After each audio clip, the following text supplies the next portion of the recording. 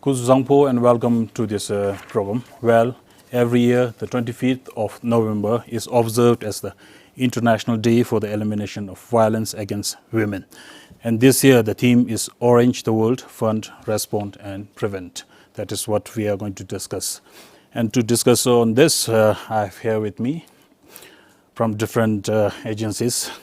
I have here with me Kunzalam, who is the Director for NCWC. Then I have Lempo Dr. Tandindoji, who is presently the Chairperson for NCWC. Then I have Asuza Kubuta, who is the RR UNDP Bhutan here in our country. So and there at the end I have Sring Dolkar, who is the interim ED for Renew. So welcome to this program. To start with Kunzang, I would like to know if Kunzang could tell us the sense of situation here in our country, the violence against women and girls, as far as this COVID or the pandemic is here in the country, and how has this pandemic done to this violence against women and girls here in our country? I would like to cite some of the findings from the Violence Against Women and Girls study that the NCWC did in 2017-18. According to the study, around 45% of women and girls say that they suffered from one form of violence or the other in their lifetime, and about 35% of women and girls have faced controlling behavior, which also includes restriction from going to health services, so even simple things like that. Then around 53.4% said that if there are compelling reasons, then the husband is allowed to hit. Okay. Yes. So when we go by the study, we can see that in situations such as the pandemic, when movements are restricted, the abusers and the abused are sometimes confined together and violence can be exacerbated. So and then plus their access to services are also restricted and limited. So these are some of the issues there are during the COVID-19. And looking at the number of cases that we received, there has been an increase about 56% from 2019. From March till 2020, till October, from March till October.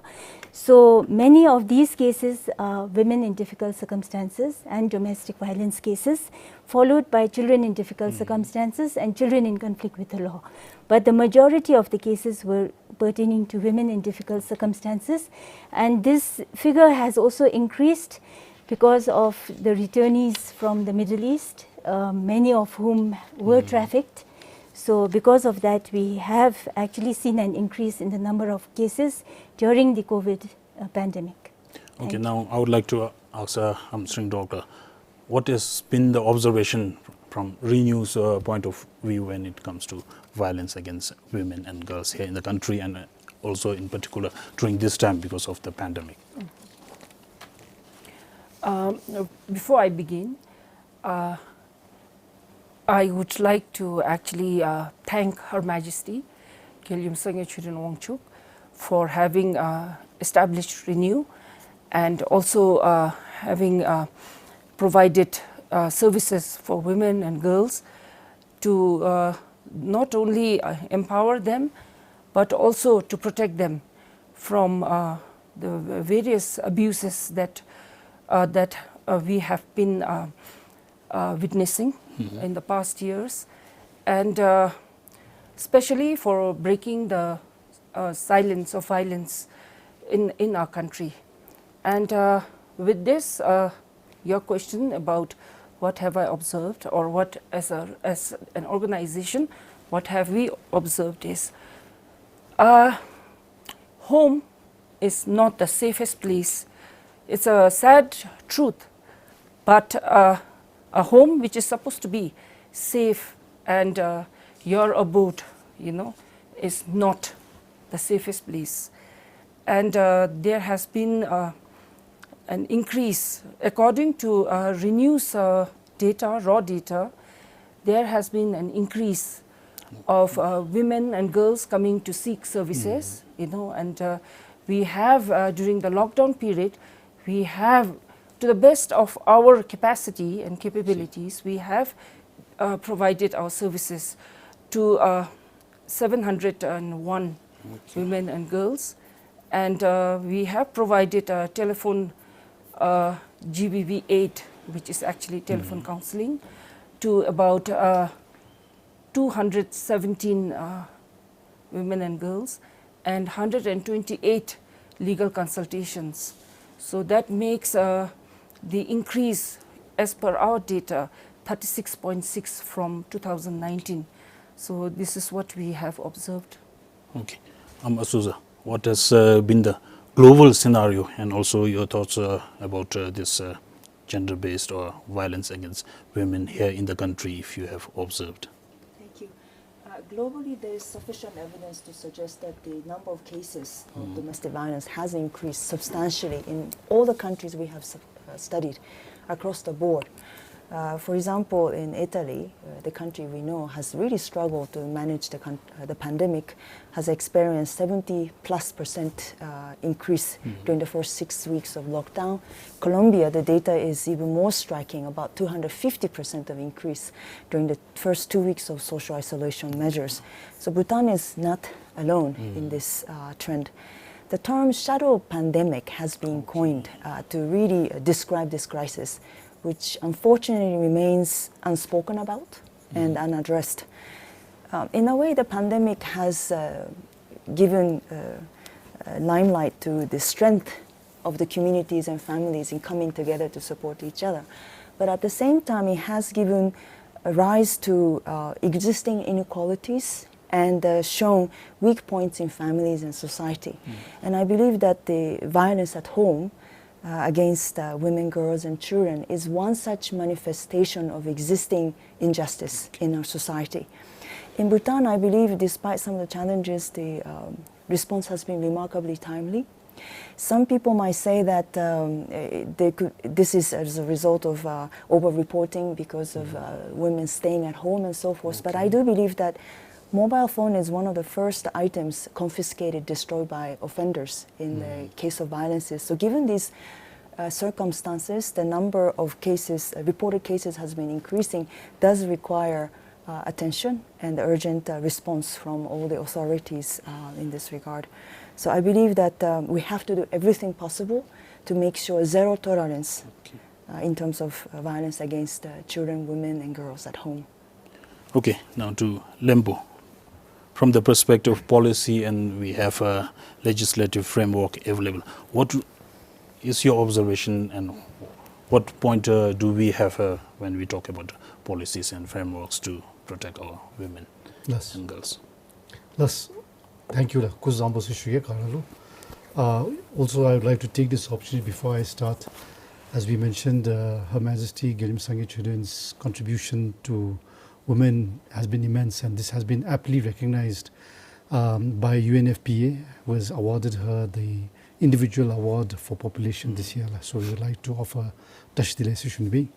On the question of legislations and policies, I would like to answer that question in line with the theme of this year's slogan, that is to fund, respond, prevent and collect. So in terms of funding, from the government's perspective, I think past governments have also invested substantially for women's rights and women's issues. Nevertheless, this year in particularly, in the 12 5-year plan, we have aligned our national key result area, particularly NKRA 10, and with particularly one of the key performing indicators is to reduce and eliminate all forms of violence against women. And the government needs to invest more in these issues. Also, this NKRA is in line with the SDG goal of 5, that is of gender equality and empowering women and girls. So we would like to invest more and see how we can, especially given the situation of COVID and the increasing incidences of violence against women, I think there is a need to look at these issues and to see how we can invest more. Also, I think there is equal opportunity to partner with our partners like the UN and the CSOs like Renew and see how we can complement the work done by each of these NCWC, etc. In terms of responding, we have legislations and policies. If you look at it, Bhutan has got all the legislations and policies in place, starting from the constitution, ratification of CIDAW, and the implementation in the enactment of the Domestic Prevention Act. All these are there. Now this has been supplemented with the Gender Equality Policy of 2019, which categorically outlines how we should respond in 3 domains of political, social and economic sense and empower women through these 3 domains.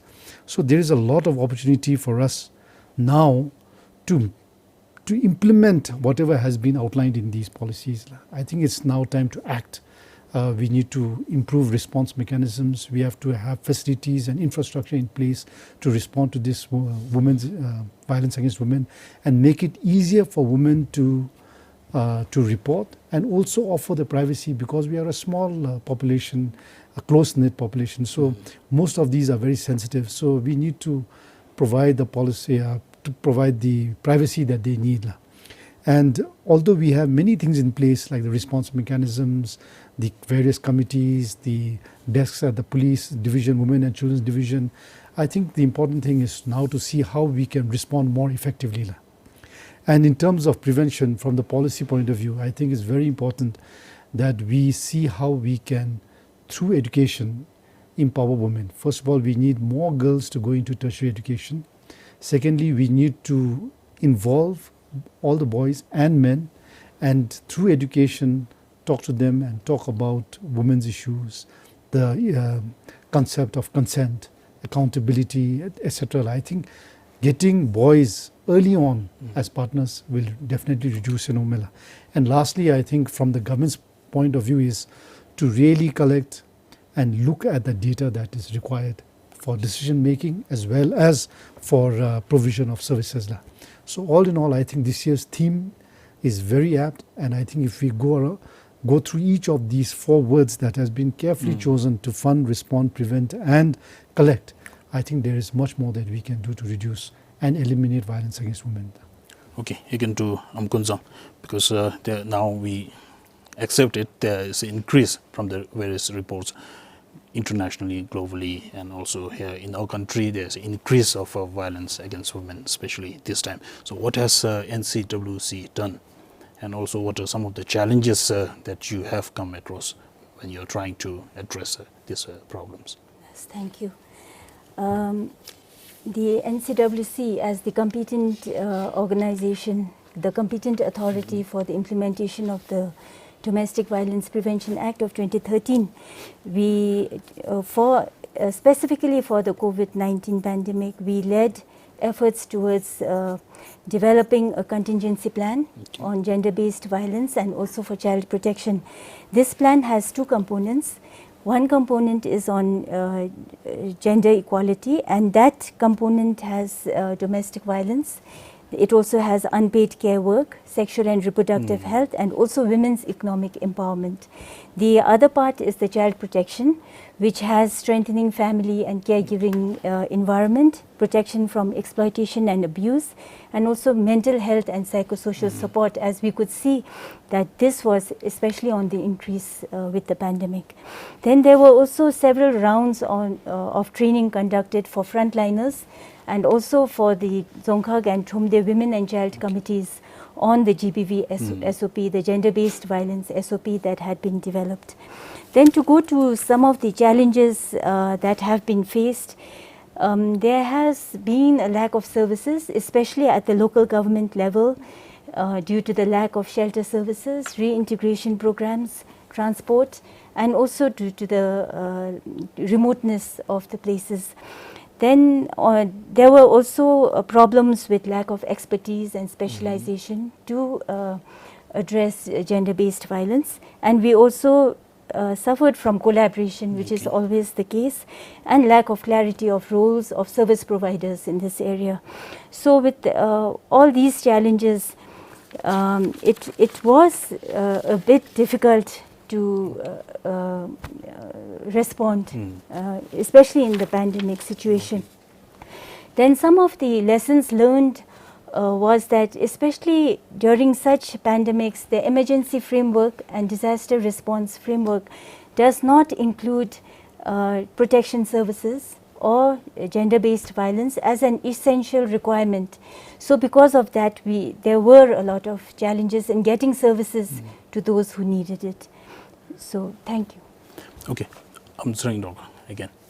What has Renew done when you have these reports of increase in violence against women and children, especially this time, the COVID-19 situation? Well, during the COVID-19 lockdown, while the government announced working from home, Renew was open.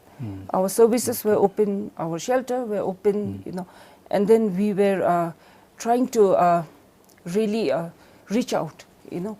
While it was very difficult to provide services during the lockdown, and also very difficult for the survivors to access services, you know, we tried our best, you know, as to really going out. We have volunteers in 20 Songkhaks, and all our 20 Songkhaks volunteers were also provided with telephones, you know, in case if they needed support, and then they could reach out to our volunteers through the phone.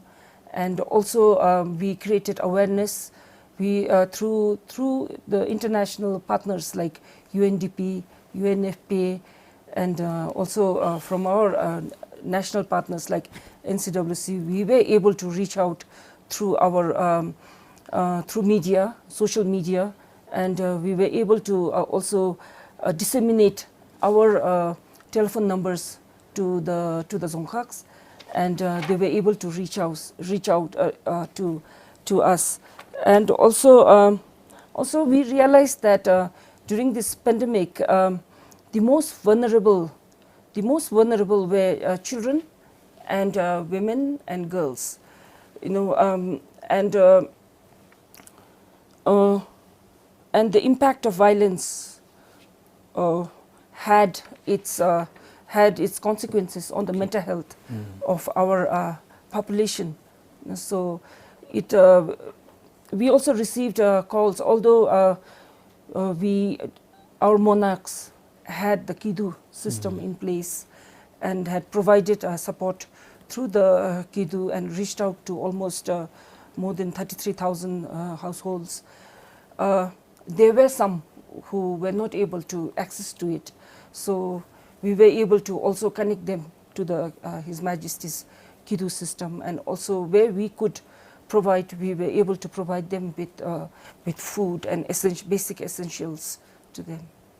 Okay, Azusa, what has been the international practices when it comes to this kind of problem, and what has UNDP, how do you support, or what were the support that was rendered? Well, some of the good practices around the world would include making urgent and flexible funding available to women's rights organizations, and especially shelters, and recognize their role as front runners, first responders, as if they are health officials or law enforcement officials, and also to ensure that their service for women and girl survivors are regarded as essential, not a charity or luxury, but their services have to be regarded as essential, therefore funding will be made available.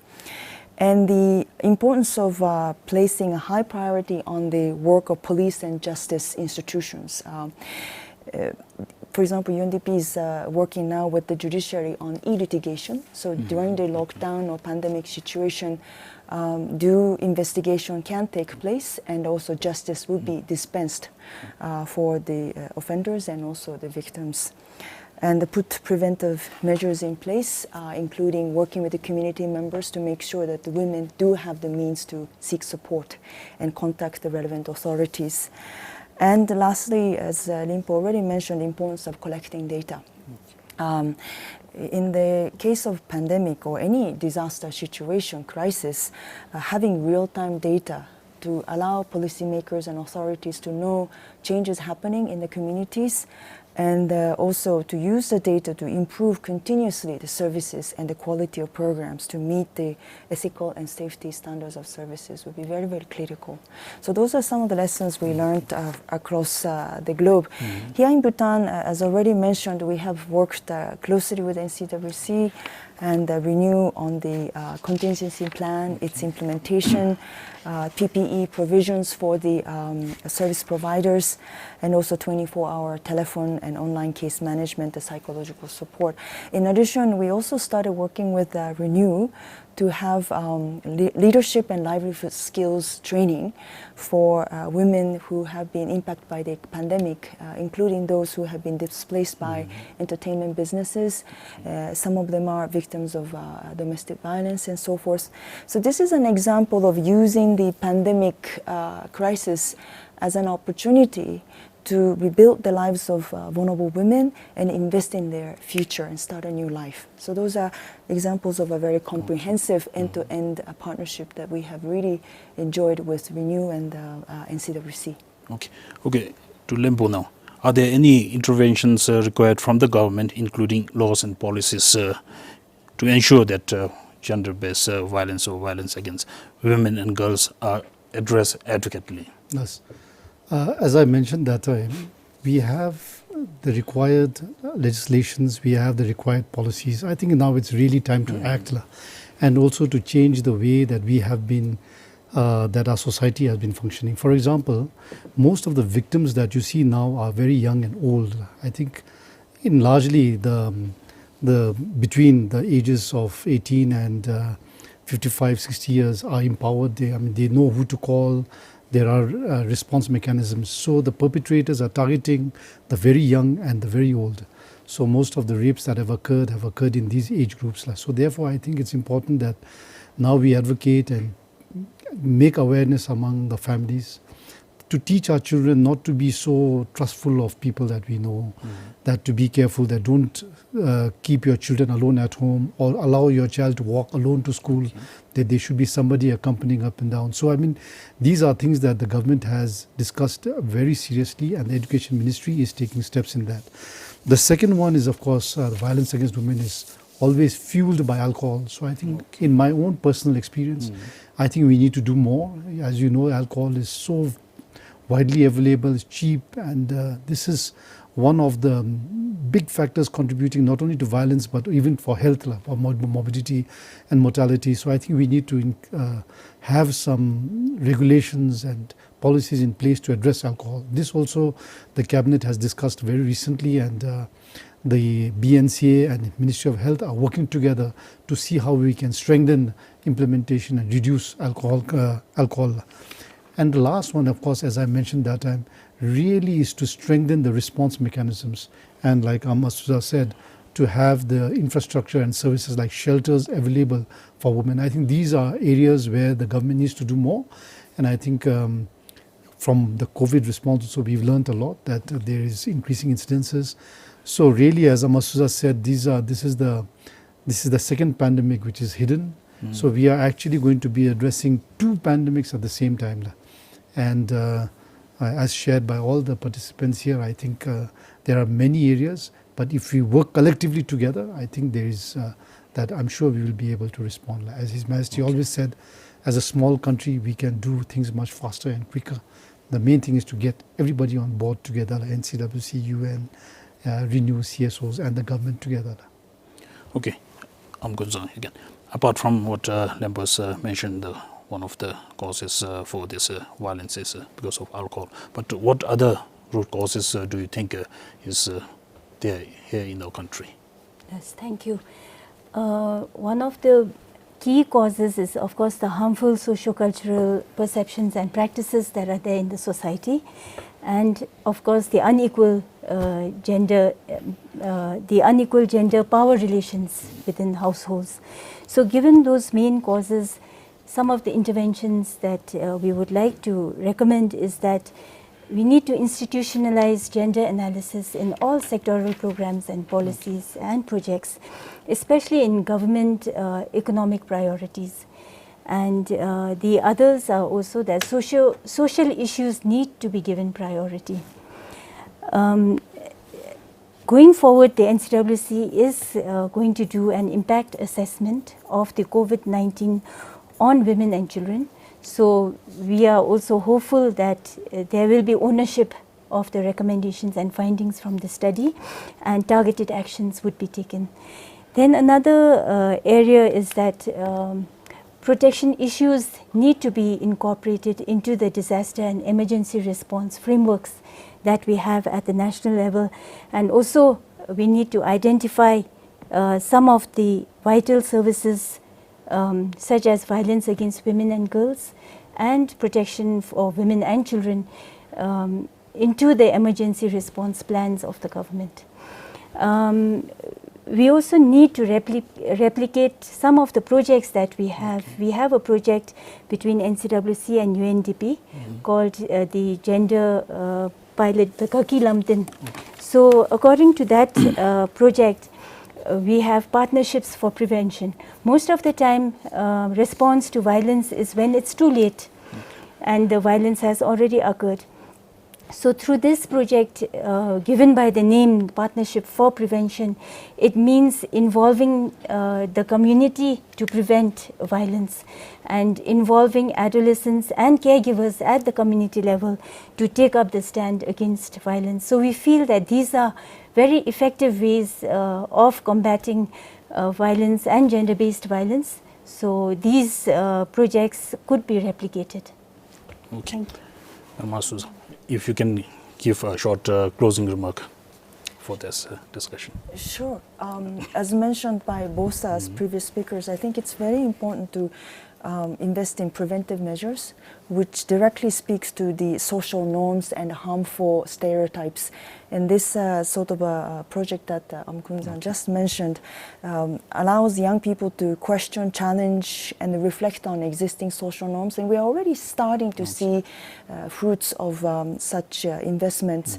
Young boys especially, are asking their fathers to chip in for household chores and encouraging mothers to take on professional jobs in sectors that are traditionally occupied by men and so forth. So I think investing in the future generation is very important, and also working with the government, civil society organization, international agencies hand in hand to make sure that the services for victims of violence would be regarded as essential, well-funded, and prioritized in moving forward. Thank you so much. Madam Sringdoga, if you can also give a short closing remark.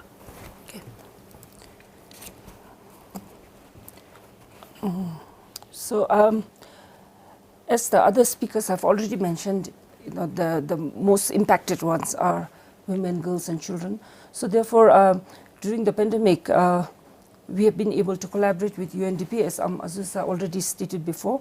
We have been able to provide livelihood skills training to 300 women and girls to help them support themselves, and also to help them come up with different business ideas that they could, implement at their own household level, or if they want to come up with some businesses at a commercial level. So we were able to provide them with many skills like floriculture, agriculture, baking, weaving, tailoring, and many of these skills, vocational skills, have become very popular with our women and girls. And along that line, we also feel that enhancing women's empowerment through access to not only livelihood skills but also to justice is also very important. For instance, one case in point, we have at the moment a woman who is undergoing a livelihood skills training, and she is doing double shift. And when she goes home, she has an alcoholic husband, and the husband comes drunk and beats her up. And this has been going on for some time, and she has filed for divorce. And then, because she is the initiator of the divorce, she's been asked to pay 21,000. So where is justice? So therefore, these kind of, I think, issues, I think we really need to look into, and we need to really educate our women and also educate our men the family members, and also because it's not only women who are the victims. We also have men who are victims. It's not that we provide services only to women. We provide services to men also, but it's just that men. There are only few men who come for support services, and if they come, we are willing to provide them. So we would like to also, today we would also like to clarify the misconception that Renew is not only for women and girls, but also to family members and to perpetrators who want to change their behavior. Thank you. Okay, thank you so much for this discussion. We have run out of time and we'll have to close it here. So to bring the end to this discussion of International Day for Elimination of Violence Against Women 2020, we would like to thank our panelists for this wonderful discussion and to say that we have to stop violence against women and girls. Thank you for watching this program. Thank you.